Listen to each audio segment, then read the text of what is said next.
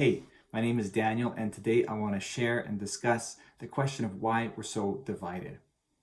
It's a question I've thought about for a long time, but there have been increasing number of events in recent weeks, months, and even the last couple of years that have made me kind of concerned about this. And I figured the best way to address a question and an issue that's affecting us is to talk about it and then to work on solutions. And so that's what I'm hoping to do today and in future videos to come. A couple months ago, former Japanese Prime Minister Shinzo Abe was assassinated in broad daylight. Pretty extreme, pretty tragic for any democratically elected leader, whether we like the person or not. Around the same time, within a couple of days, in my own hometown, I was going to pay for gas at the local 7-Eleven, and the gentleman that was helping me, the customer service rep at the store, was wearing a necklace, and around his necklace he had a guillotine. I'd never seen this before. Who wears a guillotine around their neck? And I asked him, hey, why do you have a guillotine around your neck? And he said, well, it's a reminder to the elite not to get too cocky, not to get too far ahead of themselves. Okay. And so I remember driving home after that thinking, this division, this polarization has now reached almost everywhere. And unless we do something constructive and positive about it to respond to it, it's possible that a spark could turn into something really unfortunate for a lot of people. And so that's why I'm making this video today. So let's get to it. How do we get here? How do we arrive at all this division? Well, one of the two main contributors on the media landscape has been the growth in social media. Going back to the early 2000s when the tech companies were innovating this new technological platform, they started creating algorithms that were increasingly really good at finding out things that interest us and then spitting back to us or giving back to us information, whether it's stories or whether it's pictures or whether it's videos to watch that are in line with the things we like to see. They got really good at understanding what interests us and then feeding us that information. In some ways, it's great because we get to read the stuff that interests us. We don't have to read all the stuff that doesn't interest us. So in some ways, there's a lot of benefit to that. But there's a flip side to these really efficient algorithms that have been perfected over the last couple of years. And the flip side is there's way more information available to us today than there used to be, which is awesome with part of this globalization of the internet. And we can't read everything, we can't see everything, we can't know everything. And so we're only capable of consuming a certain amount of information, all of us. Like none of us are able to read everything and know everything. And so there's been a lot of information that we've had to lose in our daily consumption. And that means we don't have as broad a view anymore of what's happening in the world around us and what's happening in the community around us, because we're just reading in general information that aligns with a narrower worldview, because that's how these algorithms have enabled us to read more and click more, which is what they're working towards to keep us online longer. So the downside is we are reading a narrower vision of information and a narrower set of facts. And what that's led to is this even happens in households where a couple has very different algorithms on their computer from what they click on. They can have very different understandings of the world, and they literally live in the same house. So that's happening in households. And if it's happening in households, it's happening in communities, it's happening across countries, and it's happening around the world. And so having different sets of information has led to division. It's also led to alienation, because then if we don't see a certain set of facts in our feed, whether it's Facebook or Google or Twitter or Instagram or whatever you use, if we don't see a certain set of facts reaffirmed in our feed, we don't think it's legitimate. And so we minimize other people with different views because it's not part of what we're regularly seeing. And so social media, it's been great. It's an extraordinary tool when harnessed and used effectively, but it's also been a main contributor to division and alienation, which are underpinnings for the polarization that we find ourselves in. So that's one of the main contributors in the media landscape to this. The second is the deterioration of traditional media. I'll also use traditional media interchangeably with legacy media or mainstream media. So if I use those words, I mean the same thing. But in the same period of time that social media grew, traditional media deteriorated.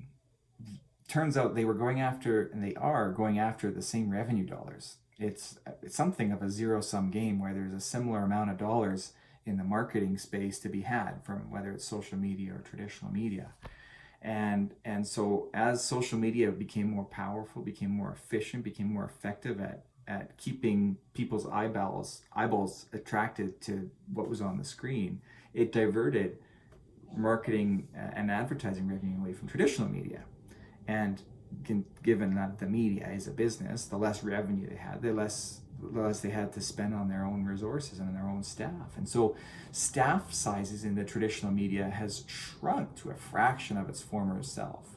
And as the staff and the departments have shrunk and in some cases been eliminated, the quality and the extent of coverage of traditional media has also deteriorated. I don't think there's a conspiracy of traditional media or anything like that. It's solely a function of the resources that they have available to them. And I've heard from a number of people. I'll give you a very tangible example of how things have evolved in the traditional media newsroom. 10 years ago, a news editor would go to our journalists and say, okay, here's a lead. You got 7 days to give me a good story. And so they'd go and for 5, 6, 7 days, they'd work on the story and provide a pretty good story, pretty comprehensive and pretty broad. But nowadays, that same editor will go to that same news reporter and say, here's a lead. I need a story in half a day or a day. And so I don't blame the reporters per se. They don't have the same resource or time to produce the same quality of work they used to. So there is a deterioration in the quality of news. There's also been a reduction in the quantity of coverage in the news. And it's for a similar reason. With less resources, some of these larger news organizations used to have a department just for culture, or they'd have a department just for business, or they'd have a department just for civic affairs or healthcare or whatever. And nowadays, a lot of those departments have been removed because they don't have the resources. It's possible that the sports department has survived, and the weather department has survived, but most of the departments in the local or the regional news offices don't exist anymore. And so the effect that has had is a lot of stories that used to be covered aren't covered because there aren't news departments going out hunting for stories and finding stories that wouldn't otherwise get covered in social media or in the traditional media. And so there's a lot of people who feel like their circumstances and their life experience is no longer covered in the mainstream or the legacy media because, well, it's not.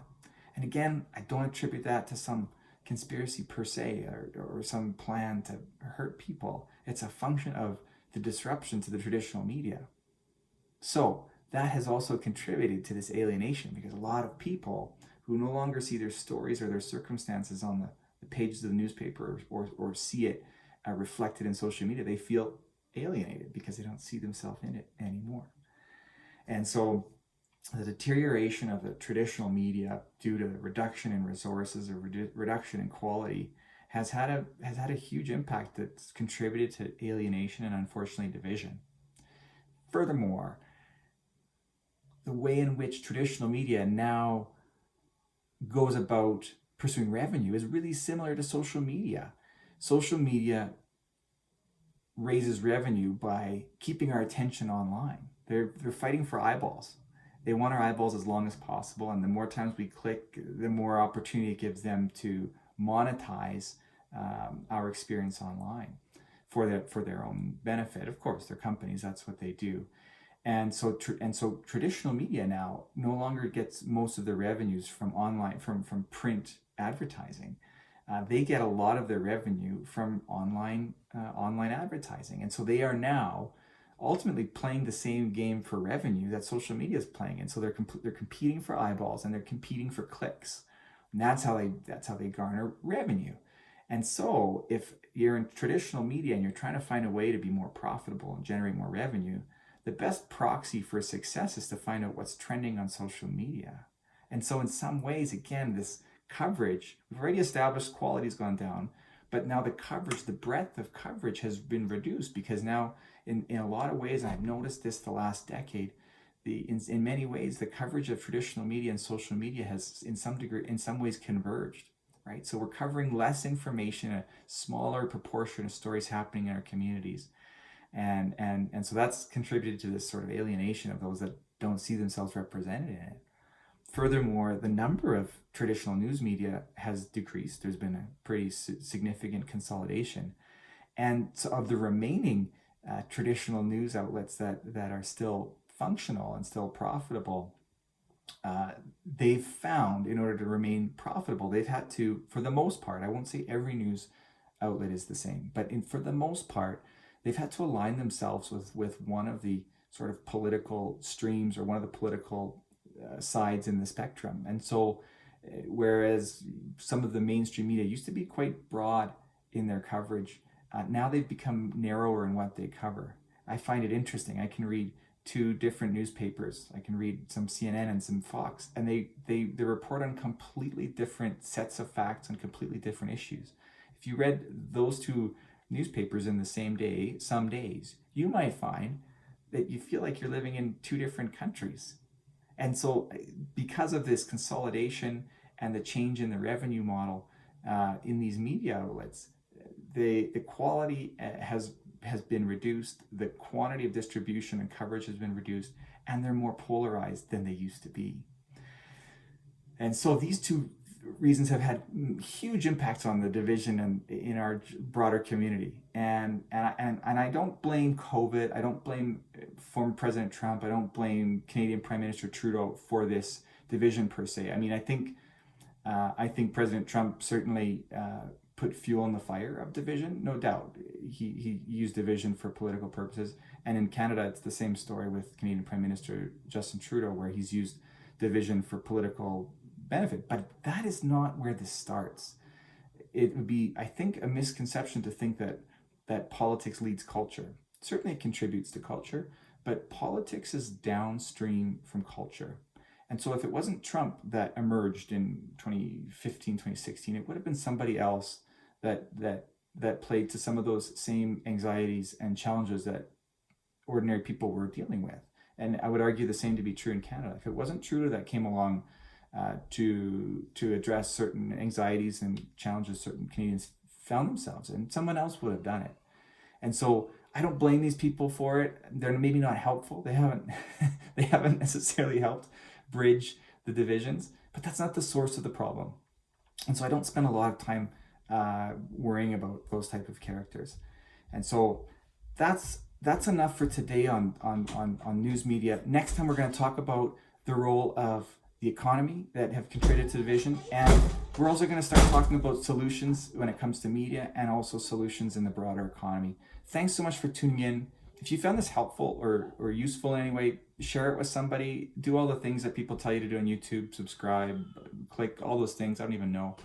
Do that. Appreciate you watching, and we'll see you in the next video. Bye-bye.